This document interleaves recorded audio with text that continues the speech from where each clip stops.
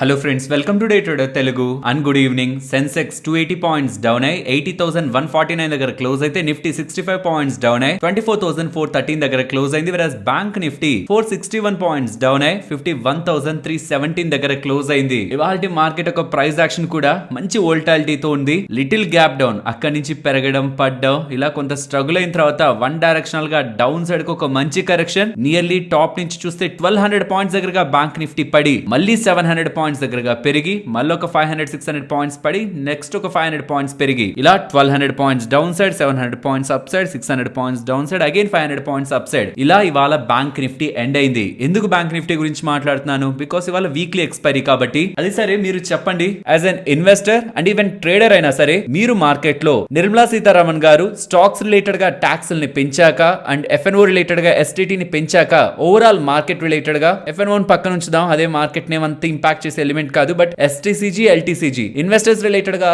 Tax ని పెంచాక market లో ఒక డీసెంట్ కరెక్షన్, మినిమం ఒక 2-3% correction end of the day expect చేసిన వాళ్ళు ఎవరు? నేను ఎందుకు ఇలా అడుగుతున్నాను, స్టార్టింగ్ లోనే ఎందుకు ఇలా అడుగుతున్నాను అంటే మీకు చాలా ఇంపార్టెంట్ డేటా పాయింట్ ని చూపించాలి. 2018 లో ఇలానే రూల్స్ ని తీసుకొచ్చినప్పుడు ఇన్వెస్టర్స్ రిలేటెడ్ గా రూల్స్ ని తీసుకొచ్చిన రోజు మార్కెట్ పడలేదు, తర్వాత రోజుల్లో మార్కెట్ 10% దగ్గరగా పడింది. ఆ డేటాని మీకు ఎక్స్ప్లెయిన్ చేస్తాను. బట్ దానికి ముందు తీసుకొచ్చిన ఈ న్యూ రూల్స్ కారణంగా నిన్న పెద్ద మార్కెట్ కరెక్ట్ అవ్వలేదు. ఇన్ఫాక్ట్ ఇవాళ కూడా మార్కెట్ పెద్దగా కరెక్ట్ అవ్వలేదు. ఇంకా చెప్పాలంటే మీ పోర్ట్ఫోలియో ఇవాళ మంచిగా పెరుగుంటుంది. నా దగ్గర ఉన్న most of the mid and small caps అయితే ఈ మధ్య కాలంలో ఎప్పుడు పెరగనంతే ఈ రోజే పెరిగాయి. అలా మీ పోర్ట్ఫోలియోలో కూడా ఖచ్చితంగా ఇవాళ గెయినే ఉంటుంది. సో యాజ్ ఆఫ్ నౌ ఎటువంటి ఇంపాక్ట్ లేదు. నిర్మలా సీతారామన్ గారు ఆ స్టేట్మెంట్స్ కారణంగా స్టాక్స్ రిలేటెడ్ గా ఎల్టీసీజీ ఎస్టీసీజీ పెంచిన దాని కారణంగానే ఇలా మనకు కనిపిస్తూ ఉంటుంది. బట్ మీ ఒపీనియన్ ఏంటి? వాటి కారణంగా మార్కెట్ పడుండాల్సింది, నెగిటివ్ ఇంపాక్ట్ ఉండాల్సిందే అని మీరు అనుకుంటున్నారా? లేదు మార్కెట్ దాన్ని డైజెస్ట్ చేసుకుంది అనుకుంటున్నారా? కామెంట్ సెక్షన్ లో చెప్పండి. ఇంకొంత టైంలో నేను మీకు కొంత డేటాని ప్రెజెంట్ చేస్తూ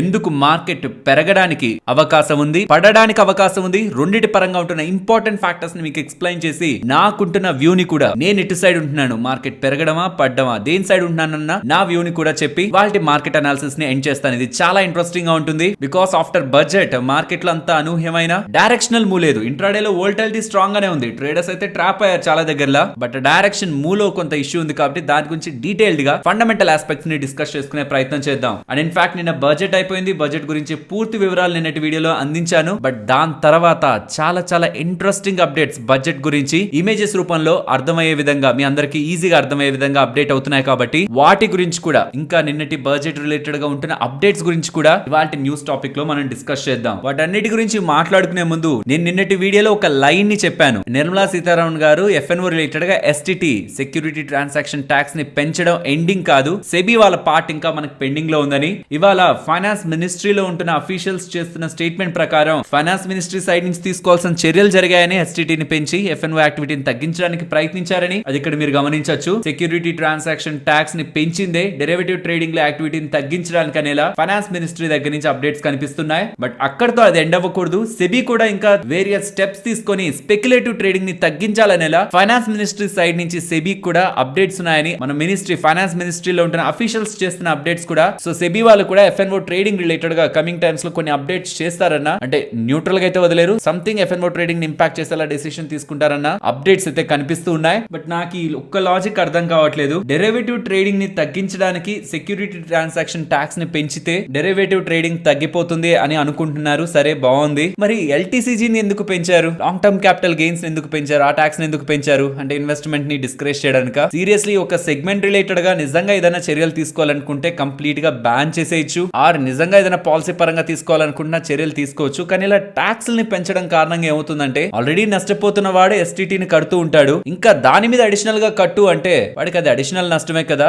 న్యూట్రల్ గా కొంత పాజిటివ్ గా ఉంటున్నాడు కూడా లాస్ సైడ్ కి లాగుతున్నట్లే కదా. ట్యాక్స్ ని పెంచడం సొల్యూషన్ ఎప్పటికీ కాదు. ఇన్ఫాక్ట్ చాలా మంది బిగినర్స్ కి, అప్పుడే స్టాక్ మార్కెట్ లోకి వచ్చే వాళ్ళకి ఎస్టీటీ అంటే ఏంటో కూడా తెలియదు. వాళ్ళు జస్ట్ ట్రేడ్ చేసుకుంటూ వెళ్ళిపోతారంతే. చివరిలో ఎండ్ ఆఫ్ ద డే లో తెలుస్తుంది ఈ చార్జెస్ ఇంత పడ్డాయమని. కానీ అండ్ మనలో కూడా ఎంత మంది చార్జెస్ ని సీరియస్ గా చూస్తూ ఉంటారు. ఎస్టీటీ ఎంత, స్టాంప్ డ్యూటీ ఎంత, ఇవన్నీ అని ఫోకస్ అంతా ట్రేడింగ్ మీదే ఉంటుంది చాలా వరకు ట్రేడర్స్ కి. సో కాబట్టి ఈ స్టెప్ ఈవెన్ ఎస్టీటీ పరంగా కానీ, ఎల్టీసీజీ పరంగా కానీ, ఎస్టీసీజీ పరంగా కానీ, స్టాక్ మార్కెట్ పరంగా ఈ స్టెప్స్ తీసుకోకుండా ఉండాల్సింది. నిజంగా ఎఫ్ఎన్ఓ ని కంట్రోల్ చేయాలంటే ఇలా ట్యాక్స్ కాకుండా సెబీ సైడ్ నుంచి ఆ లాట్ సైజ్ ని పెంచే ప్రయత్నం, ఇంకేదైనా స్టెప్స్ తీసుకొని ఉన్న ఎఫ్ఎన్ఓ కంట్రోల్ అయ్యేది. బట్ చేస్తున్న వాళ్ళ రిలేటెడ్ గా అడిషనల్ గా ట్యాక్స్ కలెక్ట్ చేసి తద్వారా అంత ట్యాక్స్ కడుతున్నాం కాబట్టి ఎఫ్ఎన్ఓ తగ్గిస్తామని ట్రేడర్స్ అనుకుంటారని అని అనుకోవడం అయితే కరెక్ట్ అయితే కాదు. అండ్ దీనిపై మీ అభిప్రాయాలని కూడా కామెంట్ సెక్షన్ లో చెప్పండి. స్టాక్ మార్కెట్ పై విధించిన ఈ ట్యాక్స్లు ఇన్వెస్టర్స్ అండ్ ఈవెన్ ట్రేడర్స్ పైన బిగ్ ఇంపాక్ట్ ని చూపించవని అనుకుంటున్నారా లేదా అని. మనం అనుకోవడం ఏముంది, మార్కెటే పట్టించుకోలేదు. ఎస్టీటీని పెంచారు, సరే ఎఫ్ఎన్ఓ అది మార్కెట్ ని ఇంపాక్ట్ చేయదనుకుందాం. ఎల్టీసీజీ పై ట్యాక్స్ ని పెంచారు, ఎస్టీసీజీ పై ట్యాక్స్ ని పెంచారు, మార్కెట్ ఏం రియాక్ట్ కాలేదు కదా. అంటే మీకు ఒక ఇంపార్టెంట్ ఎగ్జాంపుల్ చెప్పాలి. స్టార్టింగ్ లో చెప్పాను కదా మీకు ఒక ఇంపార్టెంట్ డేటా చెప్తానని. అసలు LTCG long term capital gains stock మీద ఇంట్రడ్యూస్ చేసింది 2018 లో. అప్పుడుంటున్న ఫైనాన్స్ మినిస్టర్ అరుణ్ జైట్లీ గారు దీన్ని ఇంట్రడ్యూస్ చేశారు. ఇంట్రడ్యూస్ చేసిన రోజు యాక్చువల్లీ February 1st దాన్ని ఇంట్రడ్యూస్ చేశారు. ఇంట్రడ్యూస్ చేసిన రోజు స్టాక్స్ పెద్దగా కరెక్ట్ అవ్వలేదు. ఇన్ఫాక్ట్ మార్కెట్ నిఫ్టీ ఆ టైంలో 0.1% నెగిటివ్ లోనే క్లోజ్ అయింది. బట్ అక్కడి నుంచి నెక్స్ట్ 2 months లో, ఎందుకు 2 months అంటున్నానో కూడా చెప్తాను. 2 months లో మార్కెట్ 9.5% దగ్గరగా కరెక్ట్ అయింది. నియర్లీ 10% కరెక్ట్ అయింది. యూజువల్ గా బడ్జెట్ లో ఏంటంటే ఎప్పుడైనా అప్డేట్స్ చేసిన రోజు ఆ రోజే రియాక్ట్ అవ్వాలని లేదు. ఆ నెక్స్ట్ ఫ్యూ డేస్ లో కూడా ఇంకా బెటర్ అండర్స్టాండింగ్ బడ్జెట్ రిలేటెడ్ గా వస్తూ ఉంటుంది. కాబట్టి రియాక్షన్ అనేది స్లోగా లేట్ గా కూడా మార్కెట్ లో కనిపిస్తుంది. అండ్ ఎందుకు 2 months అని చెప్పాను అంటే అప్పుడు తీసుకొచ్చిన చేంజ్ అనేది ఇమీడియట్ గా వర్తిస్తుందని చెప్పలేదు, 2 నెలల తర్వాత వర్తిస్తుందని చెప్పారు. కాబట్టి మేబీ 2 months లో ఫాల్ మనకి వచ్చిండొచ్చు. కానీ ఈసారి అలా కాదు. 2 months 3 months ఏం చెప్పలేదు. ఇవాల్టి నుంచి ఆ రూల్స్ అన్ని కూడా అప్లై అవుతున్నాయి. కాబట్టి ఏదైనా సెల్ ఆఫ్ వచ్చుంటే అది ప్రాబబుల్లీ నిన్నే ఎక్కువ వచ్చుండాలి, లేదంటే ఇవాళైనా. ఇక్కడ 2 months గడువేం ఇవ్వలేదు. కాబట్టి ఇలా కొత్తగా తీసుకొస్తున్న రూల్స్ బిగ్ ఇంపాక్ట్ ఇన్వెస్టర్స్ ని చేసినట్లయితే యాజ్ ఆఫ్ నౌ గా ఉంటున్న మార్కెట్ రియాక్షన్ బట్టి నాకు కనిపించట్లేదు. బట్ నేను చెప్పినట్లు 2018 లో మనకి 2 months టైం ఇవ్వడం వల్ల మనకి 2 months లో నియర్లీ 10% మార్కెట్ పడిందా, లేదు 2 months టైం ఇవ్వకుండా ఆ రోజే అని చెప్పిన ఆ రోజు మార్కెట్ న్యూట్రల్ లో క్లోజ్ అయ్యి నెక్స్ట్ 2 months లో 10% పడేదా అన్నది క్లారిటీ అయితే మనకి లేదు. కాబట్టి ఇప్పుడనే కాదు గతంలో కూడా బడ్జెట్ రోజు పెద్దగా మార్కెట్ యూజువల్ గా రియాక్ట్ అవ్వదు. వోల్టాలిటీ ఉంటుంది, రియాక్ట్ అవ్వదు. But next few days budget related గా ఇంపాక్ట్ మార్కెట్ చూపించే ఒక స్కోప్ చాలా ఎక్కువ ఉంటుంది అన్న విషయాన్ని మనం గుర్తుంచుకోవాలి. సరే, మరి నెక్స్ట్ కమింగ్ డేస్ లో మార్కెట్ పడడానికి ఉన్న కారణాలేంటి, పెరగడానికి ఉన్న కారణాలేంటో మాట్లాడుకొని నా వ్యూ ఏంటో షేర్ చేస్తాను. పడడానికి ఉన్న కారణాలు, బడ్జెట్ ఏం మనకంత పాజిటివ్ గా ఏం లేదు కదా, ఇన్వెస్టర్ ఫ్రెండ్లీగా ఏం లేదు, స్టాక్ మార్కెట్ ఫ్రెండ్లీ ఏం లేదు. సో 2018 లో జరిగినట్టు ఇక్కడ కూడా నెక్స్ట్ 1 month ఆర్ 45 days లో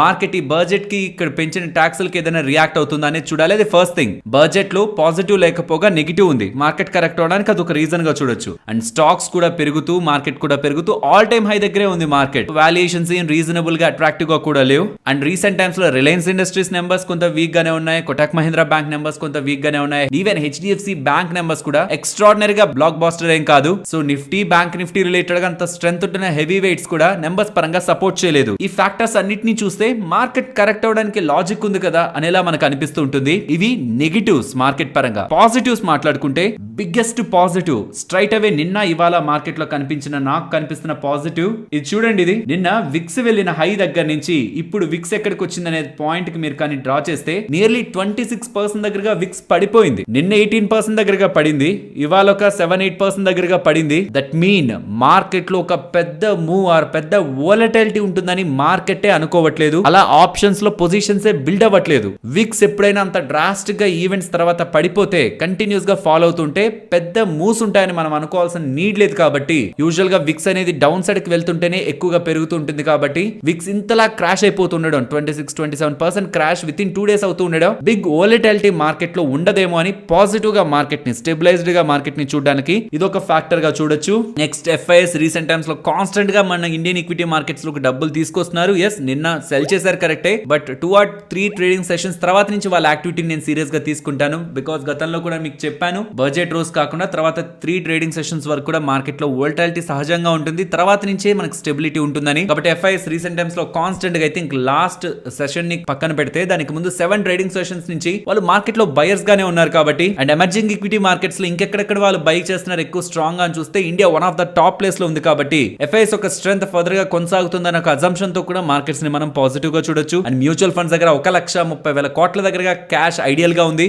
అడిషనల్ గా ప్రతి నెల 20,000 కోట్ల దగ్గరగా రీటైలర్స్ డబ్బులు పెడుతున్నారు. అండ్ రీసెంట్ టైమ్స్ లో yes, Reliance, HDFC bank, Kotak Mahindra bank disappoint చేశాయి. అండ్ బజాజ్ ఫైనాన్స్ కూడా ఫైనాన్షియల్ సైడ్ నుంచి డిసప్పాయింట్ చేసింది. కానీ ఐటీ స్టాక్స్ బెటర్ గానే పర్ఫార్మ్ చేశాయి కదా, ఎక్స్పెక్టెడ్ కంటే బెటర్ నెంబర్స్ ఇచ్చాయి కదా. TCS కానీ, ఇన్ఫోసిస్ కానీ, HCL టెక్నాలజీస్ కానీ. అండ్ ఈవెన్ FMCG స్పేస్ లో ఇప్పుడు రీసెంట్ గా వచ్చిన HUL నెంబర్స్ కూడా స్ట్రాంగ్ గా ఉన్నాయి. దానికి ముందు ఉంటున్న నెంబర్స్ స్ట్రాంగ్ గానే ఉన్నాయి FMCG స్పేస్ నుంచి. అండ్ ఈవెన్ టొబాకో రిలేటెడ్ గా అప్డేట్ రాకపోతుండడం ITC కూడా స్ట్రాంగ్ లోనే కనిపిస్తుంది. కాబట్టి FMCG అండ్ IT మార్కెట్ ని లీడ్ చేయొచ్చు. Even banking and Reliance back seat తీసుకున్నా. And most important and valid point, further గా ఇక్కడ మార్కెట్ స్టెబిలైజ్ అయ్యి ఇంకా పెరగడానికే ఛాన్స్ ఉంది అనుకునే వ్యాలిడ్ పాయింట్ అయితే సెప్టెంబర్ లో వడ్డీ రేట్ల కట్ ఉంటుందని ఎలా మార్కెట్ లో ఉంటున్న ఎక్స్పెక్టేషన్స్ మీట్ అయ్యే ప్రాబబిలిటీ హెవీగా కనిపిస్తుంది. కాబట్టి ఏమాత్రం రేట్ కట్ సెప్టెంబర్ లో ఉంటున్నా అది కూడా మార్కెట్స్ ని ఫర్దర్ గా బూస్ట్ చేసే అవకాశం అయితే ఉంటుంది. ఇవి మార్కెట్ పరంగా ఉంటున్నట్టు పాజిటివ్స్ నెగిటివ్స్ ఇవన్నీ. అండ్ ఇక్కడ నా ఒపీనియన్ పర్సనల్ గా నేనైతే మార్కెట్ లో ఒక big downside move, minimum ఒక 5% అయినా మూవ్ డౌన్ సైడ్ అయితే నేను ఎక్స్పెక్ట్ చేయట్లేదు.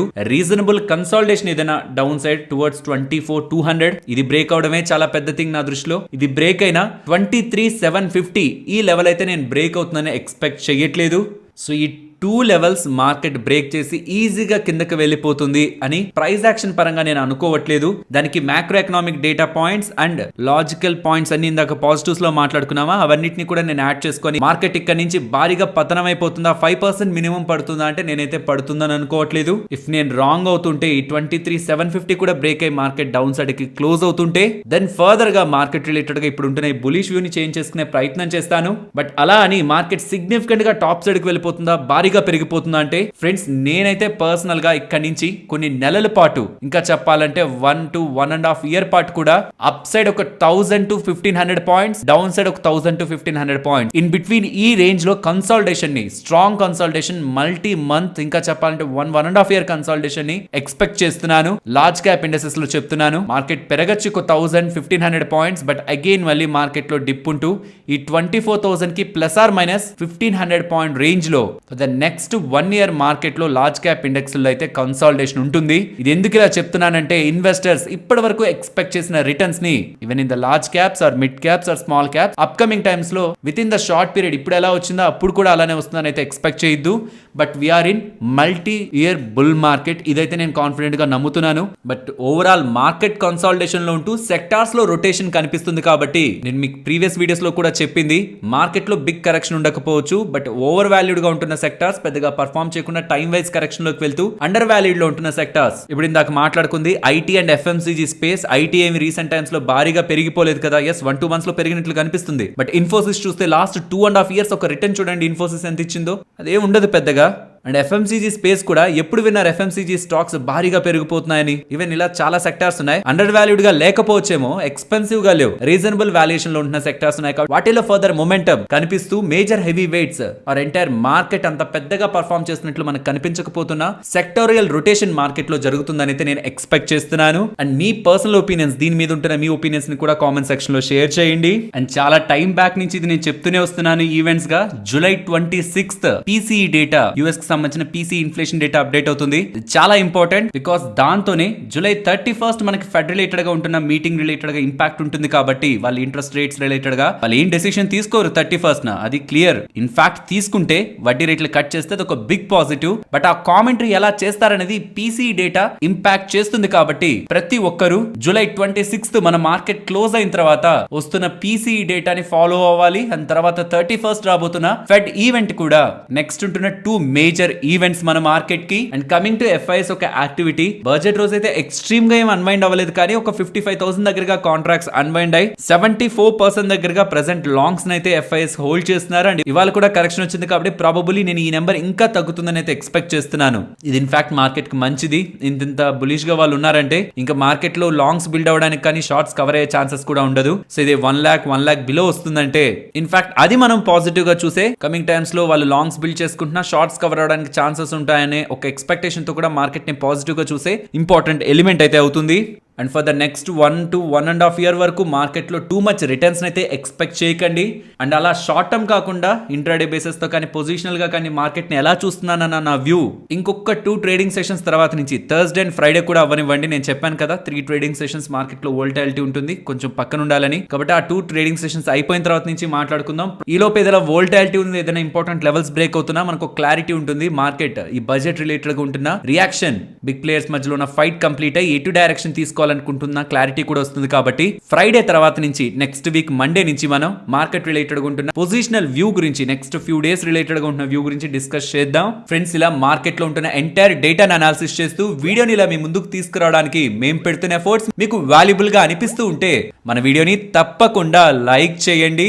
నెక్స్ట్ బడ్జెట్ రిలేటెడ్ గా ఉంటున్న అప్డేట్స్ గురించి మాట్లాడుకుందాం అన్నాను కదా. రీసెంట్ బడ్జెట్ లో ఈక్విటీస్ స్టాక్స్ రిలేటెడ్ గాను ట్యాక్స్ రూల్స్ ని మార్చారు. ఎల్టీసీజీ అని ఎస్టీసీజీ అని మ్యూచువల్ ఫండ్స్ రిలేటెడ్ గా debt and equity mutual funds related గాను కొన్ని రూల్స్ ని మార్చారు. గోల్డ్ రియల్ ఎస్టేట్ రిలేటెడ్ గాను కొన్ని చేంజెస్ ని తీసుకొచ్చారు కాబట్టి వీటి అన్నిటి పరంగా ఎంత అబోవ్ హోల్డ్ చేస్తే అది లాంగ్ టర్మ్ కిందకు వస్తుంది, ఎన్ని నెలలు పైన హోల్డ్ చేస్తే లాంగ్ టర్మ్ కిందకు మనం వెళ్తాం, అప్పుడు ఎంత ట్యాక్స్ ఉంటుంది, దానికి బిలో హోల్డ్ చేస్తున్న వాళ్ళకి ఎంత ట్యాక్స్ ఉంటుంది, స్లాబ్ రేట్ అంటే మన individual income tax slab rate, ఇదంతా ఎక్స్ప్లెయిన్ చేస్తూ 361 వాళ్ళు ఒక ఇంట్రెస్టింగ్ ఇమేజ్ అయితే పెట్టారు. ఈ ఒక్క ఇమేజ్ మీ దగ్గర ఉంటే ఒక 15-20 మినిట్స్ వీడియో మీ చేతుల్లో సింపుల్ గా చూసుకోవడానికి ఉంటున్నట్టు. ఈ ఇమేజ్ డౌన్లోడ్ చేసుకోవడానికి కావాల్సిన లింక్ మీకు డిస్క్రిప్షన్ కామెంట్ సెక్షన్ లో ఉంటుంది. ఇది ఒక అప్డేట్ ఇవ్వాలనుకుంటున్నాను. Second the only stocks, gold funds or gold ETF, debt mutual funds ఇలా స్టాక్ మార్కెట్ రిలేటెడ్ గా లిస్టెడ్ అన్లిస్టెడ్ స్టాక్స్ గురించే చూడాలనుకుంటే అంత పెద్ద ఇమేజ్ కాకుండా సింపుల్ గా ఈ ఇమేజ్ కూడా ఉంటుంది. ఇది ఇంపార్టెంట్. సిఎల్ఎస్ఏ వాళ్ళు ప్రాపర్టీ రిలేటెడ్ గా ట్యాక్స్ ని మార్చారు కదా. ఇండెక్సేషన్ బెనిఫిట్ ని రిమూవ్ చేస్తూ 20% ట్యాక్స్ నుంచి 12.5% కి తీసుకొచ్చారు కదా. దీని కారణంగా ఎవరెవరికి ఎలాంటి ఇంపాక్ట్ ఉంటుందన్నది సిఎల్ఎస్ఏ వాళ్ళు డిఫరెంట్ క్యాలిక్యులేషన్స్ తీసుకొని మరి ఒక డేటాను అయితే షేర్ చేస్తున్నారు. ఫ్రెండ్స్, నిన్న బడ్జెట్ అయిపోయిన తర్వాత క్లారిఫికేషన్ సెషన్ లో 2001 ముందు ఎవరెవరైతే ప్రాపర్టీని కొనుంటారో వాళ్ళకి ఇండెక్సేషన్ బెనిఫిట్ టిల్ 2001 వరకు దొరుకుతుందని చెప్తున్నారు. 2001 వరకు ఇండెక్సేషన్ బెనిఫిట్ దొరుకుతూ తర్వాత ఇండెక్సేషన్ బెనిఫిట్ లేకుండా 12.5% ఆన్ ఎంటైర్ ప్రాపర్టీ ట్యాక్స్ ఉంటుందని ఇలా చెప్తున్నారు. ఇంకా దీన్ని ఫర్దర్ గా ఎక్స్ప్లెయిన్ చేస్తూ ఒక సిఏ ఒక ఇంపార్టెంట్ ఇమేజ్ ని కూడా అందించారు. 4 కేసులు తీసుకొని ఏ కేసులో కొత్తగా వచ్చిన రూల్ పాజిటివ్ గా ఇంపాక్ట్ చేస్తుంది అండ్ ఏ కేసుల్లో కొత్తగా వచ్చిన రూల్ నెగిటివ్ గా ఇంపాక్ట్ చేస్తుందని గుడ్ డేటా ప్రెజెంటేషన్ మనకి ఇమేజ్ లో కనిపిస్తుంది. నాకు అర్థమవుతున్న దాని ప్రకారం సింపుల్ గా చెప్పాలంటే మీరు ఈ మధ్య కాలంలోనే గత కొన్ని సంవత్సరాల్లోనే ప్రాపర్టీని కొని ఇంకొన్ని సంవత్సరాల్లో అమ్మేయాలనుకుంటుంటే కొత్తగా వచ్చిన రూల్స్ ఇంకా మంచి చేస్తాయి. అండ్ మీరు ఎప్పుడో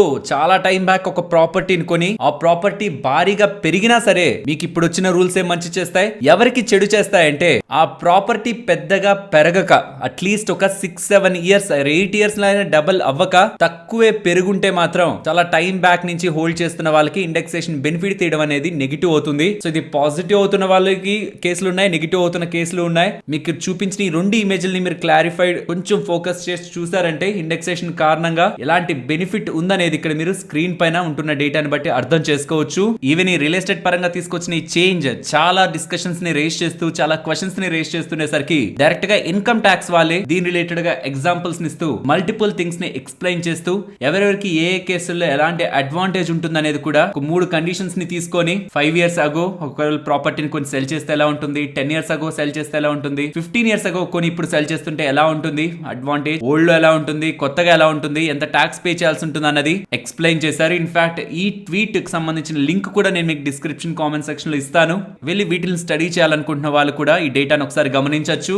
అండ్ ఇంకొక ప్రధానమైన క్వశ్చన్ వస్తున్నది, సోవరిన్ గోల్డ్ బాండ్స్ కొన్న వాళ్ళకి నిన్న తీసుకొచ్చిన రూల్స్ కారణంగా నెగిటివ్ ఇంపాక్ట్ ఉందా? ఉంది క్లియర్ గా. సోవరిన్ గోల్డ్ బాండ్స్ కొంటున్న టైంలో మనకి కస్టమ్ డ్యూటీ ఉంది కాబట్టి దాని ప్రకారంగా సోవరిన్ గోల్డ్ బాండ్ ఒక ప్రైస్ ఎక్కువగానే ఉంటుంది. కానీ నిన్న కస్టమ్ డ్యూటీని తగ్గించారు కాబట్టి ఓవరాల్ గోల్డ్ ప్రైస్ పడ్డం, సోవరిన్ గోల్డ్ బాండ్ ప్రైస్ పడ్డం కూడా జరిగింది. కానీ సోవరిన్ గోల్డ్ బాండ్స్ లో మనం ఇన్వెస్ట్మెంట్ చేస్తున్నప్పుడు లాంగ్ టర్మ్ ఆపర్చునిటీ కోసం మినిమం ఒక 5 ఇయర్స్ 8 ఇయర్స్ ఆర్జన్ కోసమే చూస్తూ ఉంటాం. అండ్ గ్రామ్స్ అయితే లాక్డ్ గానే ఉంటుంది. బట్ గోల్డ్ ప్రైస్ పెరుగుతుంది ఇన్ కమింగ్ టైమ్స్ అనుకుంటున్నప్పుడు షార్ట్ టర్మ్ వ్యూ లేని వాళ్ళకి ఇంపాక్ట్ ఏదైతే ఉందో present 5-6% or in the worst case 8% 9% impact ఏదైనా టెంపరీగా కనిపించినా with the long term gold price పెరుగుతున్నప్పుడు ఇది కవర్ అవుతుంది. బట్ టెంపరీ ఇంపాక్ట్ అయితే negative for sovereign gold bond investors also. Recent times లో ఎవరైనా ఫిజికల్ గోల్డ్ కొనున్నా, గోల్డ్ ఇన్వెస్ట్మెంట్ చేస్తున్నా, గోల్డ్ ఈటీఎఫ్స్ కొనున్నా, ఈవెన్ సోవరిన్ గోల్డ్ బాండ్స్ కొనున్నా, ఎవరైనా సరే గోల్డ్ రిలేటెడ్ గా రీసెంట్ టైమ్స్ లో జరిగిన ప్రతి ఇన్వెస్ట్మెంట్ ఆఫ్టర్ రీసెంట్ టైమ్స్ లో తీసుకున్న డెసిషన్ కారణంగా ఇంపాక్ట్ అయితే నెగిటివ్ గానే ఉంటుంది. అండ్ ఇప్పటి నుంచి కొనాలనుకుంటున్న వాళ్ళకి అడ్వాంటేజ్ అయితే ఇస్తుంది. ఇంకా మీకు బడ్జెట్ రిలేటెడ్ గా ఉంటున్న అప్డేట్స్ లో మీకు అర్థం కాని విషయాలు ఏమైనా ఉంటే చెప్పండి కామెంట్ సెక్షన్ లో. నెక్స్ట్ వీడియోస్ లో కూడా ఇలా తీసుకొని మీకు ఫర్దర్ గా డిస్కస్ చేసుకొని మీకు క్లారిఫై చేసే ప్రయత్నం చేస్తాను. అండ్ బడ్జెట్ రిలేటెడ్ గా నిన్నటి వీడియోలో ఎక్స్ప్లెయిన్ చేయని ఇంకొక ఇంపార్టెంట్ అప్డేట్, ఇప్పటి వరకు గవర్నమెంట్ ఎంప్లాయీస్ కి మాత్రమే 14% of their salary basic salary NPS లో కాంట్రిబ్యూట్ చేసుకునే అవకాశం ఉండేది. కానీ ఇక నుంచి నాన్ గవర్నమెంట్ ఎంప్లాయీస్ కి కూడా 10% ఇప్పటి వరకు వాళ్ళ బేసిక్ బేసిక్ లో నుంచి ఎన్పిఎస్ కి వెళ్తున్నది కాస్త 14% కి ఇంక్రీజ్ చేసుకునే అవకాశం నాన్ గవర్నమెంట్ ఎంప్లాయీస్ కూడా కల్పిస్తున్నట్టు అప్డేట్స్ అయితే కనిపిస్తున్నాయి. దీని కారణంగా ఎలాంటి మార్పులు ఉంటాయనేది ఈ ఇమేజ్ లో మీరు గమనించొచ్చు. గుర్తుంచుకోవాలి, ఇది న్యూ ట్యాక్స్ రిజిమ్ ని సెలెక్ట్ చేసుకుంటున్న వాళ్ళకి మాత్రమే అడ్వాంటేజ్ అయితే ఇస్తుంది. బికాస్ అక్కడ వరకు మీకు ట్యాక్స్ సేవింగ్స్ కేవలం న్యూ ట్యాక్స్ రిజిమ్ లోనే అప్లై అవుతాయని ఇలా చెప్తున్నారు. అండ్ ఎన్పిఎస్ వాత్సల్య అని చిన్న పిల్లలకు కూడా ఎన్పిఎస్ అకౌంట్ ని ఓపెన్ చేసి వాళ్ళు మేజర్ అయిన తర్వాత వాళ్ళకి నార్మల్ ఎన్పిఎస్ అకౌంట్ గా కన్వర్ట్ చేసేలా కూడా రూల్స్ ఈ కొత్త బడ్జెట్ లో తీసుకొస్తున్నట్లయితే కనిపిస్తుంది. సో నాన్ గవర్నమెంట్ ఎంప్లాయీస్ కూడా 10% ప్రీవియస్ గా ఉండేది కాస్త 14% కి ఎన్పిఎస్ కాంట్రిబ్యూషన్ ని పెంచారు. అండ్ ఎన్పిఎస్ వాత్సల్య అనే ఒకటి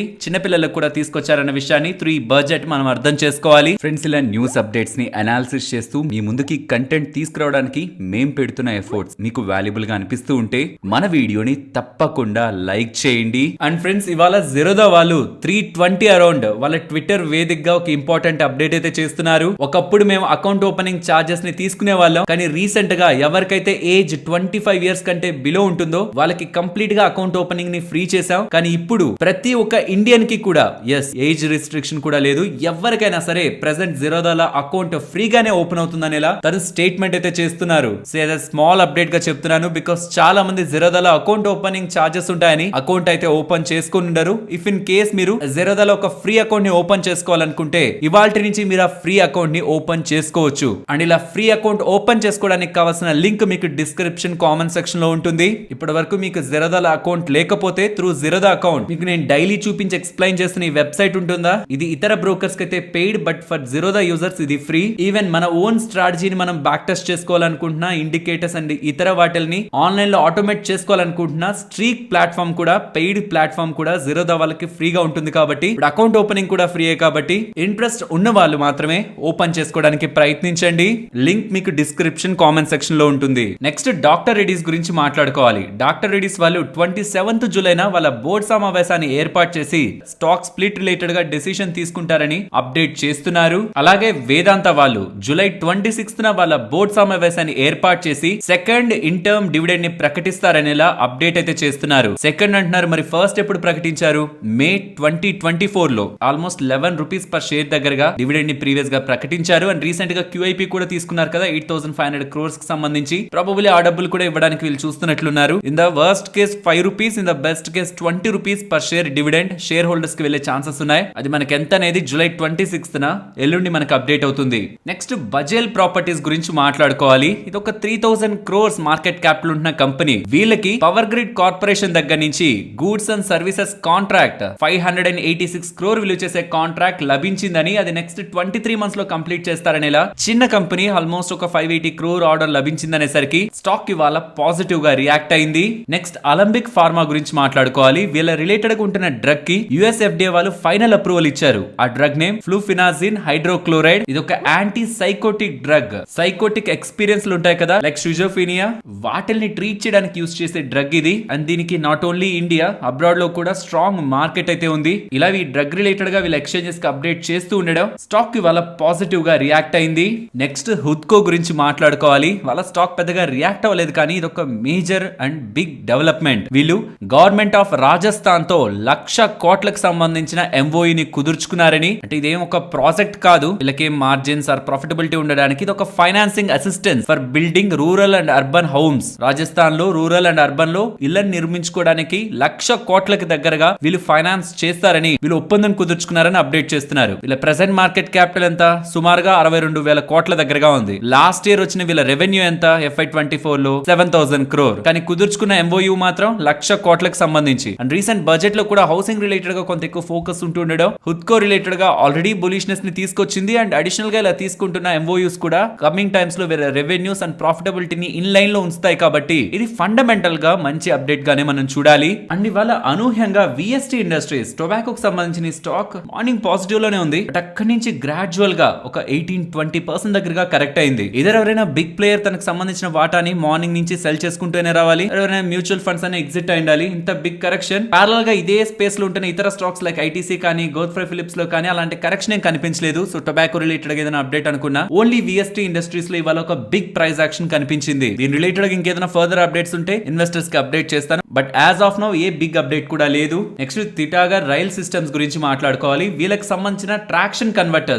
కన్వర్టర్స్ అంటే ఏం చేస్తాయి? ఈ ట్రాక్షన్ కన్వర్టర్స్ మోటార్స్ ని కంట్రోల్ చేస్తుంటాయి సో దట్ వేరియబుల్ ఫ్రీక్వెన్సీతో వస్తున్న ఏసీ కరెంట్ అనేది మోటార్ స్పీడ్ కి అడ్జస్ట్ అవుతుంది. ఈ ట్రాక్షన్ కన్వర్టర్స్ ఎలా ఉంటాయి అనేది ఇక్కడ మీరు స్క్రీన్ పైన గమనించవచ్చు. అండ్ వీటికి సంబంధించిన ఫస్ట్ సప్లై ని ఇటలీకి, ఫస్ట్ షిప్మెంట్ ని, ఎక్స్పోర్ట్ ఆర్డర్ ని ఇటలీకి వీళ్ళు షిప్ చేశారని, టోటల్ వాల్యూ 276 మిలియన్ యూరోస్ కి సంబంధించిన ఈ ఆర్డర్ లో 7.18 మిలియన్ కి సంబంధించిన ఎక్స్పోర్ట్ ఆర్డర్ ని ప్రెజెంట్ షిప్ చేసినట్లు వీళ్ళు ఎక్స్చేంజెస్ కి అప్డేట్ చేస్తున్నారు. నెక్స్ట్ IOL కెమికల్స్ గురించి మాట్లాడుకోవాలి. EDQM వాళ్ళు, European directorate for the quality of medicines and health care వాళ్ళు, యూరోపియన్ డ్రగ్ రెగ్యులేటర్, వీళ్ళకి సంబంధించిన వాల్సాటాన్ టాబ్లెట్స్ కి, వాల్సాటాన్ హై బ్లడ్ ప్రెషర్ ఉంటే యూజ్ చేసే టాబ్లెట్స్, వీటికి సర్టిఫికేట్ ని ఇష్యూ చేస్తూ ఉండడం, ఫర్దర్ గా యూరోప్ లో వీళ్ళు వీటి రిలేటెడ్ గా బిజినెస్ చేసుకోవచ్చు కాబట్టి IOL స్టాక్ ఇవాళ ఆఫ్టర్ ఈ అప్డేట్ ఎక్స్చేంజెస్ కి చెప్పాక గెయిన్ అయింది. Next tide water oil company గురించి మీరు వినే ఉంటారు, మేము ఎప్పుడు వినలేదే అంటారా? మీకు వీడోల్ బ్రాండ్ ఐడియా ఉంది కదా, ఇదే స్టాక్ మార్కెట్ లో టైడ్ వాటర్ ఆయిల్ కంపెనీగా లిస్ట్ అయింటుంది. కానీ ఇది ఎవరికి తెలియట్లేదు టైడ్ వాటర్ ఆయిల్ కంపెనీ అంటే అని. వీడోల్ కార్పొరేషన్ గా వాళ్ళ నేమ్ ని చేంజ్ చేసుకుంటున్నట్లు కమింగ్ టైమ్స్ లో టైడ్ వాటర్ ఆయిల్ కంపెనీ కాస్త వీడోల్ కార్పొరేషన్ గా మారుతుందనేలా వీళ్ళు ఎక్స్చేంజెస్ కి అప్డేట్ చేస్తున్నారు. నెక్స్ట్ సెబీ వాళ్ళు మన మార్కెట్ క్లోజ్ అయిన తర్వాత ఇప్పుడు ఇంట్రాడే ట్రేడర్స్ గురించి, గతంలో F&O ట్రేడర్స్ గురించి కదా, ఇప్పుడు ఇంట్రాడే ట్రేడర్స్ గురించి ఒక రిపోర్ట్ అయితే రిలీజ్ చేశారు. క్యాష్ లో ట్రేడ్ చేస్తున్న వాళ్ళ గురించి. అవుట్ ఆఫ్ 10 ట్రేడర్స్ క్యాష్ లో ఇంట్రాడే చేస్తున్న వాళ్ళలో 7 ట్రేడర్స్ దగ్గరగా నష్టపోతున్నారని ఈ స్టడీ FY19, FY22, FY23 ఈ 3 ఫైనాన్షియల్ ఇయర్స్ ని కన్సిడరేషన్ లోకి తీసుకొని రిపోర్ట్ చేస్తున్నదని. అవుట్ ఆఫ్ 10 7 పీపుల్ నష్టపోతున్నారని, ఇంకా చెప్పాలంటే అవుట్ ఆఫ్ 3 ఒకరు నష్టపోతున్నారని. FY19 తో కంపేర్ చేస్తే FY23 కి 300% దగ్గరగా క్యాష్ లో ట్రేడ్ చేసే వాళ్ళ సంఖ్య పెరిగిందని. అండ్ అందులో ప్రధానంగా 30 సంవత్సరాల కంటే తక్కువ ఉంటున్న వాళ్ళు గతంలో 18% ఉంటే ఇప్పుడు 48% కి యంగ్ ట్రేడర్స్ ఒక పార్టిసిపేషన్ పెరిగిందని. అన్నిట్లో కల్లా నాకు చాలా ఇంట్రెస్టింగ్ అనిపించిన పాయింట్, లాస్ట్ పాయింట్, ఇది ఒకసారి గమనించండి. Over and above the trading loss, అంటే ట్రేడింగ్ చేస్తే వచ్చే లాస్ కంటే కూడా వాళ్ళు ఎంటైర్ లాస్ అయిన దాంట్లో 57% of the trading loss additional గా వాళ్ళ ట్రేడింగ్ కాస్టే అని చెప్తున్నారు. అంటే ఈ ట్యాక్స్లు కానీ, వాళ్ళు ఓన్లీ ట్రేడింగ్ చేస్తే వచ్చిన లాస్ కాకుండా ఇతర చార్జెస్ లన్నీ, ట్యాక్స్ లన్నీ ఉన్నాయి కదా, అవే అని చెప్తున్నారు. అదే ప్రాఫిట్ లో ఉంటున్న వాళ్ళు వాళ్ళ ఎంటైర్ ప్రాఫిట్ లో 19% కాస్ట్లకు పెడుతూ ఉంటే, లాస్ అవుతున్న వాళ్ళు మాత్రం 57% అడిషనల్ గా, వాళ్ళు ఏదైతే లాస్ అవుతున్నారో దానికి అడిషనల్ గా వాళ్ళు ట్రేడింగ్ కాస్ట్లకి, ఈ చార్జెస్ కి, ట్యాక్స్లకి పెట్టడం కారణంగా ఓవరాల్ వాళ్ళ నెట్ లాస్ అనేది పెరిగిందనేలా సెబీ వాళ్ళు అప్డేట్ చేస్తున్నారు. సో ఇప్పటి వరకు F&O ట్రేడర్స్ రిలేటెడ్ గా వీళ్ళు అనాలిసిస్ చేసి రిపోర్ట్స్ ని పబ్లిష్ చేశారు. ఇప్పుడు ఇంట్రాడే ట్రేడర్స్ రిలేటెడ్ గా కూడా అవుట్ ఆఫ్ 10 7 ట్రేడర్స్ నష్టపోతున్నారు. అందులో ప్రధానంగా లాస్ అవుతున్న వాళ్ళ సంఖ్య ఒక పక్కన పెడితే, దానికి అడిషనల్ గా ఎక్కువగా వాళ్ళ చార్జెస్ పే చేయడం వల్ల కూడా ఇంకా అధిక నష్టాల్లోకి వెళ్తున్నారనేలా సెబీ వాళ్ళు రిపోర్ట్ ని రిలీజ్ చేశారు. నెక్స్ట్ టాటా కన్స్యూమర్ వాళ్ళు రైట్స్ ఇష్యూని అయితే అనౌన్స్ చేశారు. ఫ్రెండ్స్ గుర్తుంచుకోండి, మీ దగ్గర ఈ స్టాక్ కానీ, టాటా కన్స్యూమర్ స్టాక్ కానీ ఉంటే కమింగ్ టైమ్స్ లో ఈ రైట్స్ ఇష్యూలో భాగంగా మీకు RE షేర్స్ అని క్రెడిట్ అవుతాయి. వాటిల్ని మీరు నెగ్లెక్ట్ చేసి రైట్స్ లో పార్టిసిపేట్ చేయకుండా, వాటిల్ని మార్కెట్ లో RE షేర్స్ ని మార్కెట్ లో అమ్మకుండా అలా వదిలేశారంటే మాత్రం అవి జీరో అవుతాయి, మీరు నష్టపోతారు. స్టాక్ స్ప్లిట్ లోను, బోనస్ లోను, బైబ్యాక్ లోను మీరు పార్టిసిపేట్ చేయకపోయినా వచ్చే నష్టం లేదు. కానీ రైట్స్ ఇష్యూలో ఎయిదర్ మీరు పార్టిసిపేట్ అయినా చేయాలి, లేదంటే RE షేర్స్ అయినా సరే మార్కెట్ లో అమ్మేయాలి, లేదంటే మీరు మీ వాటాని, వాల్యూని కోల్పోతున్నట్టు. ఈ రైట్స్ ఇష్యూ ఒక ప్రైస్ 818 గా ఫిక్స్ చేశారు. ప్రెసెంట్ 1200 దగ్గరగా ఉన్నట్లుంది. ఎవరెవరి దగ్గర అయితే రికార్డ్ డేట్ అంటే జూలై 27 నాటికి 26 షేర్స్ ఉంటాయో వాళ్ళు ఒక షేర్ ని 818 రూపీస్ లో కొనుక్కోవడానికి ఎలిజిబుల్ అవుతారు. అని rights issue August 5th open అయి 19th క్లోజ్ అవుతుందని టాటా కన్స్యూమర్ వాళ్ళు చెప్తున్నారు. అండ్ ఎవరెవరు టాటా కన్స్యూమర్ షేర్స్ ని హోల్డ్ చేస్తున్నారో కామెంట్ సెక్షన్ లో మెన్షన్ చేయండి. ఎస్, నేను హోల్డ్ చేస్తున్నాను. రైట్స్ రిలేటెడ్ గా నాకు పూర్తి వివరాలు కావాలని, ఎలా అప్లై చేయాలి, దీని రిలేటెడ్ గా ఎలా ప్రొసీడ్ అవ్వాలన్నది ఫర్దర్ న్యూస్ వీడియోస్ లో అప్డేట్ చేస్తాను. ఒకవేళ ఎక్కువ మంది లేకపోతుంటే దీని గురించి రిపీటెడ్ గా మాట్లాడుకోవడంలో యూజ్ ఉండదు కాబట్టి ఎక్కువ మంది హోల్డ్ చేస్తుంటే ఇది చెప్పండి. నెక్స్ట్ నెంబర్స్ గురించి మాట్లాడుకోవాలి. ఫస్ట్ హిందుస్థాన్ యూనిలివర్ నెంబర్స్ మీకు టాప్ లైన్ లో స్ట్రాంగ్ గ్రోత్ కనిపిస్తుంది. In fact for the first time in last many quarters, చాలా క్వార్టర్స్ నెంబర్స్ తర్వాత for the first time estimates ని రెవెన్యూస్ మీట్ అవుతున్నాయి. మార్కెట్ లో అనుకున్నట్లే రెవెన్యూస్ కూడా వస్తున్నాయి. ఆపరేటింగ్ ప్రాఫిట్ బెటర్ ఉంది అండ్ వాల్యూమ్స్ కూడా 4% గ్రో అయ్యాయి. మార్జిన్స్ స్టేబుల్ గా ఉన్నాయి. అండ్ వీళ్ళ బిజినెస్ లో మోస్ట్ ఆఫ్ ద బిజినెస్ లన్నీ బెటర్ గానే పర్ఫార్మ్ చేస్తున్నా. బ్యూటీ అండ్ వెల్నెస్ సెగ్మెంట్ లో ఫాల్ అయితే కనిపించింది. And food and refreshment segments లో కూడా హార్లిక్స్ అండ్ బూస్ట్ కారణంగా డ్రాప్ అయితే అక్కడ మనకు కనిపిస్తుంది. ఈవెన్ పర్సనల్ కేర్ సెగ్మెంట్ లో కూడా మార్కెట్ ఎక్స్పెక్ట్ చేసిందే డ్రాప్ ఉంటుందని due to low consumption. But అనుకునే దానికంటే బెటర్ గా పర్సనల్ కేర్ సెగ్మెంట్ లో గ్రోత్ అయితే కనిపిస్తుంది. ఓవరాల్ నెంబర్స్ బెటర్ గానే ఉన్నాయి. బట్ మేనేజ్మెంట్ ఒక ఇంపార్టెంట్ కామెంటరీ చేస్తుంది. అప్కమింగ్ టైమ్స్ లో ప్రైస్ రిలేటెడ్ గా ప్రాఫిట్స్ పెరగవు, వాల్యూమ్స్ ని పెంచుకుంటూ మార్జిన్ మార్జిన్స్ ని స్టేబుల్ గా పెట్టుకుంటూ గ్రో చేస్తామంటున్నారు, which is good. Overall Hindustan Unilever numbers expected కంటే బెటర్ ఉన్నాయి. స్టాక్ రియాక్ట్ అవ్వలేదు అలా, బట్ నెంబర్స్ బాగున్నాయనే విషయం గుర్తుంచుకోవాలి. నెక్స్ట్ బజాజ్ ఫైనాన్స్ గురించి మాట్లాడుకోవాలి. ఫ్రెండ్స్, నేను చాలా చోట్ల చూస్తున్నాను ట్విట్టర్ లో బజాజ్ ఫైనాన్స్ నెంబర్స్ వర్స్ట్ గా ఉన్నాయి because net interest margins 3 year లోలో ఉన్నాయని, ప్రాఫిటబిలిటీ అనుకున్నట్లు రాలేదని, ఆర్ఓఈ ఇవన్నీ కూడా డౌన్ అవుతున్నాయని ఎలా అప్డేట్స్ కనిపిస్తున్నాయి. మనకి కావాల్సింది రిజల్ట్స్ కాదు, అంటే ఇప్పుడు వాళ్ళు పోస్ట్ చేసిన రిజల్ట్స్ కాదు, లాస్ట్ టైం నుంచి మేనేజ్మెంట్ ఏం చెప్తూ వచ్చింది, రీసెంట్ టైమ్ లో ఆర్బీఐ ఎలాంటి యాక్షన్స్ తీసుకుంటుంది, వాటన్నిటితో కలిపి రిజల్ట్స్ ని చూడాలి. రీసెంట్ టైమ్స్ లో ఆర్బీఐ వాళ్ళు ఇన్స్టా ఈఎంఐ కార్డ్ రిలేటెడ్ గా, ఈకామ్ రిలేటెడ్ గా, వీళ్ళు రిలేటెడ్ గా రెస్ట్రిక్షన్స్ కొంత టైం విధించారు. తర్వాత ఒక 1 month లో దాన్ని మళ్ళీ రివైజ్ చేశారు, బ్యాక్ చేశారు. కానీ ఆ టైం పీరియడ్ వరకు వాళ్ళ లోన్స్ రిలేటెడ్ గా ఇంపాక్ట్ అయితే పడి ఉంటుంది కదా, ఇది ఒక 1 point నోట్ చేసుకోవాలి. రెండవది, లాస్ట్ ఫ్యూ కాన్ఫరెన్స్ కాల్స్ వీళ్ళది మీరు అటెండ్ అవుతూ వస్తే వీళ్ళు క్లియర్ గా మేనేజ్మెంట్ అన్సెక్యూర్డ్ నుంచి సెక్యూర్డ్ కి మూవ్ అవ్వాలనుకుంటున్నాం లోన్ బుక్ రిలేటెడ్ గా. అన్సెక్యూర్డ్ అంటే ఏంటి, పర్సనల్ లోన్స్, క్రెడిట్ కార్డ్స్ వీటి రిలేటెడ్ గా. అక్కడ నుంచి సెక్యూర్డ్ కి మూవ్ అవ్వాలనుకుంటున్నాం, లైక్ ఏదైనా తాకట్టు పెట్టుకొని ఇవ్వాలనుకుంటున్నాం, లైక్ హోమ్ లోన్స్ కానివ్వండి. ఇన్ఫాక్ట్ వీళ్ళకి ఒక సబ్సిడరీ ఉంది దాని రిలేటెడ్ గా. ఈవెన్ గోల్డ్ లోన్స్ వీటిలోకి మూవ్ అవ్వాలనుకుంటున్నాం అని ఎలా చెప్తున్నారు. దీంట్లో ఏమైపోతుంది, ఇంట్రెస్ట్ రేట్ తగ్గుతుంది, న్యూ లోన్స్ ఒక గ్రోత్ తగ్గుతుంది. Because personal loans, credit card related అంటే ఎక్కువ తీసుకుంటారు, కానీ సెక్యూర్డ్ లెండింగ్ చాలా తక్కువ తీసుకుంటారు. కాబట్టి ఇక్కడ కూడా మనకి ఇంపాక్ట్ లోన్స్ మీద, న్యూ లోన్స్ ఒక గ్రోత్ మీద అండ్ నెట్ ఇంట్రెస్ట్ మార్జిన్ మీద కూడా పడుతుందన్న విషయాన్ని మనం గుర్తుంచుకోవాలి. కాస్ట్ ఆఫ్ బారోయింగ్స్ చాలా ఎన్బిఎఫ్సిస్ కి రీసెంట్ టైమ్స్ లో పెరిగాయి. దానికి ఆర్బీఐ రిలేటెడ్ గా తీసుకుంటున్న స్టెప్స్, ప్రెసెంట్ ఉంటున్న ఇంట్రెస్ట్ ఎన్విరాన్మెంట్ కారణం కావచ్చు. వీటి కారణంగా నెట్ ఇంట్రెస్ట్ మార్జిన్ డ్రాప్ అవడం సడన్ షాక్ గా అయితే మనం చూడాల్సింది లేదు. నెట్ ఇంట్రెస్ట్ మార్జిన్ డ్రాప్ అయినప్పుడు ప్రాఫిటబిలిటీ ఆటోమేటిక్ గా ఇంపాక్ట్ అవుతుంటే అది ఆర్ఓఈని quarter on quarter and year on year basis లో మనకి ఫ్లాట్ గా ఉంచుతుంది ఆర్ ఇంపాక్ట్ చేస్తుంది. సో కాబట్టి రీసెంట్ టైమ్స్ లో ఉంటున్న ఇష్యూస్ ని మనం వీళ్ళ కాన్ఫరెన్స్ కాల్ లో ఇస్తున్న అప్డేట్స్ తో కంబైన్ చేసి రిజల్ట్స్ ని చూస్తున్నప్పుడు రిజల్ట్స్ ఫ్లాట్ గా ఉన్నాయి, కానీ వర్స్ట్ గా కాదు. బట్ స్టాక్ రియాక్ట్ అవుతుంది బికాస్ ఆఫ్ వాల్యుయేషన్స్ ఎక్స్పెన్సివ్ ఉన్నాయి. కాబట్టి ఎలా అయితే హెచ్డిఎఫ్సి బ్యాంక్ లో ఈ హెచ్డిఎఫ్సి ని మర్జర్ చేసిన తర్వాత ఎలాంటి ఇష్యూస్ అయితే ప్రెసెంట్ ఆ స్టాక్ గ్రోత్ రిలేటెడ్ గా ఫేస్ చేస్తుందో, ఇక్కడ కూడా వీళ్ళు ఒక సెగ్మెంట్ నుంచి ఇంకో సెగ్మెంట్ కి మైగ్రేట్ అవ్వాలనే ప్రాసెస్ లో కూడా లాస్ట్ టైమ్స్ తో కంపేర్ చేస్తున్న గ్రోత్ ఇప్పుడు రాదన్న గైడెన్స్ ని కూడా ప్రెసెంట్ వీళ్ళు ఇస్తున్నారు. వీళ్ళు ఎలా చెప్తున్నారు, 21-22 వరకు కూడా మనకి వైరస్ రిలేటెడ్ గా ఇంపాక్ట్ ఉంది. తర్వాత 2023-2024 లో అంటే ఫైనాన్షియల్ ఇయర్స్ లో వైరస్ రిలేటెడ్ గా ఇంపాక్ట్ నుంచి బయటకు వచ్చిన మనుషులందరూ ఎక్కువ స్పెండ్ చేశారు. కాబట్టి స్ట్రాంగ్ లోన్ గ్రోత్ ఉందని, కానీ ఇప్పుడు నార్మలైజ్ అయింది కాబట్టి లాస్ట్ 1-2 years ఒక గ్రోత్ తో ఇక నెక్స్ట్ గ్రోత్ ని కంపేర్ చేయకూడదు. కాబట్టి లోన్ గ్రోత్ ఒక గైడెన్స్ ని కూడా డౌన్ సైడ్ ఇస్తుండడం మార్కెట్స్ ని కొంత డిసప్పాయింట్ చేసింది. బట్ వీటన్నిటిని మనం డాట్స్ ని కనెక్ట్ చేస్తూ చూస్తే బజాజ్ ఫైనాన్స్ నెంబర్స్ వర్స్ట్ గా, సర్ప్రైజింగ్ గా ఏం లేవు. సర్ప్రైజింగ్ నెగిటివ్ గా,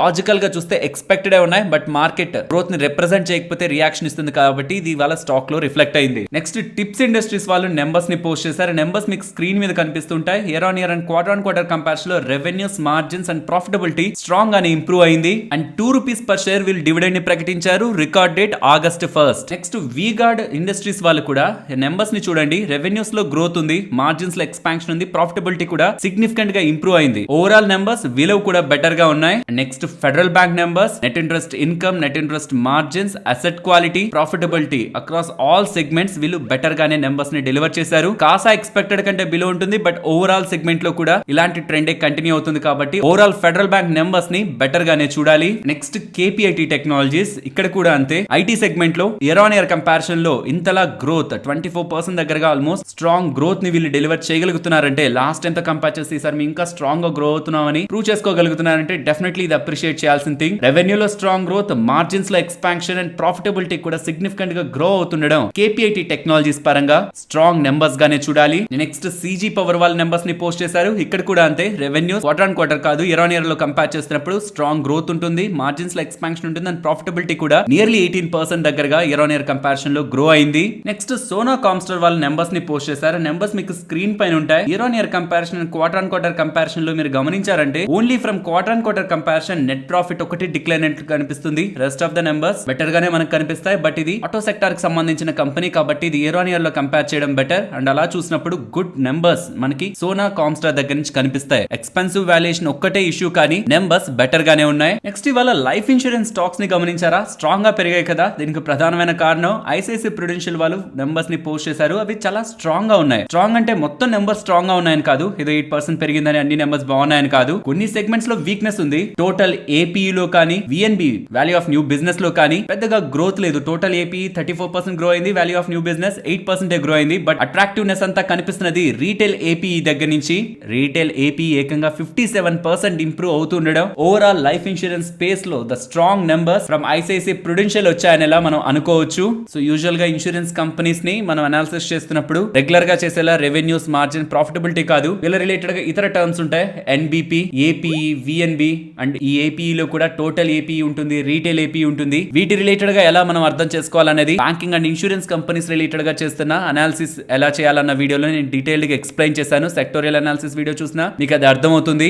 banking sector analysis video. Next axis bank వాళ్ళు వాళ్ళ నెంబర్స్ ని పోస్ట్ చేశారు. ఇక్కడ మీకు స్క్రీన్ పైన కనిపిస్తూ ఉంటుంది. Net interest income last year same point తో కంపేర్ చేస్తే ఈసారి నియర్లీ 12% దగ్గరగా గ్రో అయింది. అండ్ నెట్ ప్రాఫిట్ కూడా ఆల్మోస్ట్ 4% దగ్గరగా ఇంక్రీజ్ అయింది. సో నెట్ ఇంట్రెస్ట్ ఇన్కమ్ కానీ ప్రాఫిటబిలిటీ కానీ ఇంప్రూవ్ అయింది. వెరాజ్ వీళ్ళ ఎన్పిఎస్, నాన్ పర్ఫార్మింగ్ అసెట్స్ ని మీరు గమనిస్తే లాస్ట్ క్వార్టర్ తో కంపేర్ చేస్తే వీళ్ళ నాన్ పర్ఫార్మింగ్ అసెట్స్ గ్రాస్ కానీ నెట్ కానీ ఇంక్రీజ్ అవుతున్నట్లు కనిపిస్తుంది. సో అసెట్ క్వాలిటీ వీక్ అవుతున్నట్టు కనిపిస్తుంది. అండ్ ప్రావిజనింగ్ కూడా ఈసారి ఇక్కడ పెరిగినట్లు కనిపిస్తుంది. సో ఓవరాల్ ఆపరేషనల్ గా net interest income profitability last time and last year same time తో కంపేర్ చేస్తే మనకి ఇంప్రూవ్ అవుతున్నట్లు కనిపిస్తున్నా అసెట్ క్వాలిటీ లాస్ట్ క్వార్టర్ తో పోలిస్తే కొంత డిటోరియేట్ అవుతూ ఉండడం, ప్రావిజన్స్ పెరుగుతూ ఉండడం ఆన్ ఫ్లిప్ సైడ్ మనం గమనించొచ్చు. And net interest margin flat గా 4.05% దగ్గరగా వీళ్ళు మెయింటైన్ చేస్తున్నారు. And overall Axis bank numbers negatives, positives అన్నిటిని కలిపి చూస్తున్నప్పుడు ఇన్ లైన్ విత్ ఎక్స్పెక్టేషన్స్ ఉన్నాయి. నెక్స్ట్ నిఫ్టీ అలాగే bank Nifty support and resistance present ఉన్న లెవెల్స్ నుంచి డౌన్ సైడ్ 24,330, ఆ బిలో 24,270, బిలో 24,220 అండ్ ఇక్కడ నుంచి upside 24,430, about 24,520. And coming to bank Nifty present ఉన్న లెవెల్స్ నుంచి down side 51,250, below 50,970 and up side 52,170. And just ఒక 2 ట్రేడింగ్ సెషన్స్ తర్వాత నుంచి మార్కెట్ రిలేటెడ్ గా రేంజ్ ను కూడా డిస్కస్ చేద్దాం. సో ఒకవేళ మార్కెట్ రేంజ్ బౌండ్ యాక్టివిటీలోనే ఉందనుకుంటే రేంజ్ ను కూడా డిస్కస్ చేద్దాం. బట్ ఒక్క 2 ట్రేడింగ్ సెషన్స్ బడ్జెట్ రిలేటెడ్ గా ఇంపాక్ట్ కంప్లీట్ గా ఎరోడ్ అయ్యే ఛాన్సెస్ ఉంటాయి. మరొక ఇంట్రెస్టింగ్ వీడియోతో మళ్ళీ మీ ముందుకు వస్తాను. అంతవరకు టేక్ కేర్. జై హింద్.